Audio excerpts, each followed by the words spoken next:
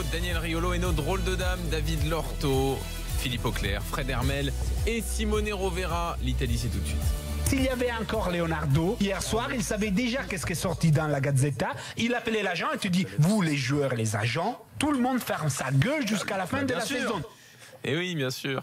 Simone, tu veux nous parler de Naples en prévision quand même de la semaine de Ligue des Champions, mais tu veux nous parler de Naples en championnat, vous allez comprendre. Oui, mais quand même, il y a un lien très fort entre les championnats et la Ligue des Champions. Pour vous faire un petit exemple, aujourd'hui sur la Gazzetta dello Sport, le président de Naples a invité son entraîneur Sarri à faire du turnover. Parce que oui, il y a Manchester City, mais il y a un match qui est très important samedi soir quand Naples va jouer face à l'Inter. Naples premier, Inter deuxième. Donc on voit encore une fois dans les propos du président et dans l'ambiance de Naples que la tête c'est au championnat et pas la Ligue des Champions, même si demain on va voir, je pense, un magnifique match entre l'idée de jeu de Sarri et l'idée de jeu des Guardiola. Est-ce qu'il va suivre les recommandations de son président ? C'est pas encore. Probablement, il a fait comprendre qu'il va avoir 2-3 changements. Il a même expliqué si c'est effectif, si cette groupe ne peut pas avoir 2-3 changements en Ligue des Champions et d'être autant compétitif, ça veut dire qu'on a tout raté. Ça donne quand même une idée de. Mais il va pas mettre sa meilleure équipe avec les meilleures intentions ça quand semble, même. On n'aura pas le vrai une Naples chose quand même. équilibrée, mais en vrai, les Naples des 11 joueurs titulaires qu'on connaît par cœur parce qu'ils sont toujours les mêmes, on l'a vu face à la Roma, on va les revoir face à l'Inter. C'est aussi pour ça que je crois que Naples aujourd'hui est vraiment les favoris de cette Serie A parce qu'il y a une équipe complète, il y a un 11 titulaire qui est de très haut niveau, à 2-3 autres remplaçants qui sont des bons niveaux, et au-delà de ces 14-15 joueurs, Sarri, je ne crois pas qu'il va faire...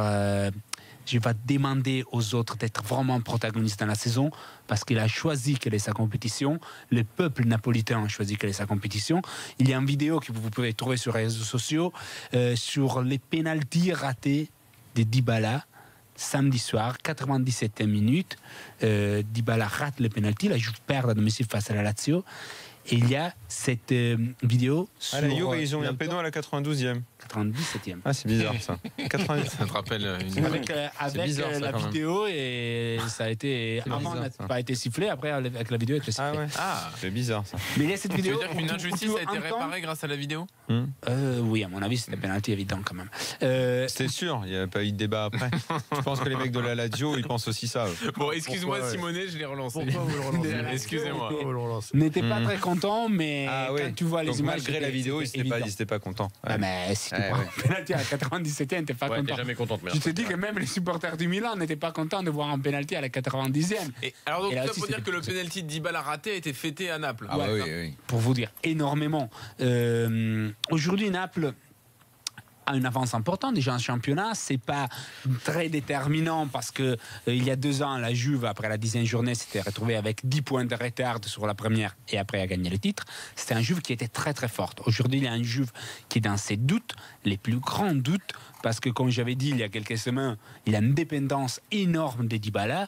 Dybala, quand il y a 2-3 matchs où il n'est pas bien, la Juve trouve vraiment de la difficulté, aussi parce qu'Higuaín a un début de saison catastrophique. L'Inter en train de trouver une nouvelle dimension. Je ne sais pas encore s'il est une grande équipe, c'est seulement se retrouve à la 2e place parce qu'elle a eu Alors, beaucoup de premier chances. test, c'est dimanche, enfin samedi soir là. Les premières gros match. tests, on peut dire 2e test, même 3e, parce que l'Inter a déjà gagné face à la Fiorentina, qui Ouais. c'est pas mal. Il a gagné à Roma face à la Roma. Il a gagné un derby. Ouais, mais si jamais il devait battre Naples, là, d'un coup, ça devient un c'est candidat au à faire titre, battre. quoi. Elle va leader solitaire. Ouais. Mais c'est pas simple. D'aller gagner à Naples, c'est pas simple. Naples, c'est la seule équipe en Europe qui, pour l'instant, a tout gagné, c'est-à-dire 8 matchs sur 2 dans son championnat. Logiquement première, on parle énormément, je pense, de 29 buts marqués par City. Naples est à 26 quand même. C'est une équipe qui joue bien, qui marque de buts, qui défensivement est très solide. Et je trouve qu'aujourd'hui, il n'a pas vraiment des adversaires à son niveau en Serie A. Parce que la Juve n'est pas la Juve des 6 dernières saisons. La Roma est en train de se retrouver, l'Inter est en train de se trouver. Milan, c'est pas les Milan qu'on pouvait rêver. Et la Lazio peut être un adversaire qui fait peur. Mais attention, c'est Naples a déjà gagné à Roma face à la Lazio. et à Roma face à la Roma. Donc aujourd'hui, à la 3e saison de Sarri, on s'attendait de voir si il y avait une amélioration. Et oui, il y a encore une amélioration dans les jeux. Je rappelle toujours que Sarri, son première année, une de ses premières conférences de presse, avait dit: vous verrez les jeux de Monempoli à la 3e saison à Naples. On est à la 3e saison à Naples. Les jeux est même plus beau de celui qui avait à Empoli parce qu'il a des meilleurs joueurs, des meilleurs représentants de son idée des jeux. Et il faudrait vraiment quelque chose de catastrophique dans la saison de Naples, voire une blessure grave de Mertens ou de Jorginho ou plusieurs joueurs qui ne seront pas au niveau, pour voir un Naples qui n'est plus à ce niveau. Mais les Naples, s'ils restent à ce niveau, c'est difficilement rattrapable par les autres. Ce qui m'intéresse le plus dans ce qui s'est passé là, c'est donc la demande de De Laurentiis, c'est-à-dire qu'un président dit clairement le titre c'est l'objectif numéro 1 et pas la Ligue des Champions, quand on sait ce qu'elle peut représenter ailleurs. Pas partout quand même. Surtout parce qu'il y a financièrement quand même. Oui. C'est par exemple que ça le soit moins en Angleterre, où on sait que financièrement on gagne plus par le championnat aussi. Mais il y a une volonté de titre absolue à Naples. Mais De Laurentiis, il n'a pas dit que ça. Il a dit, nous, ce qu'on veut, il y avait un côté calcul dans ce qu'il a dit, qui a priori peut faire peur. Mais moi, quand un mec explique quelque chose, j'écoute.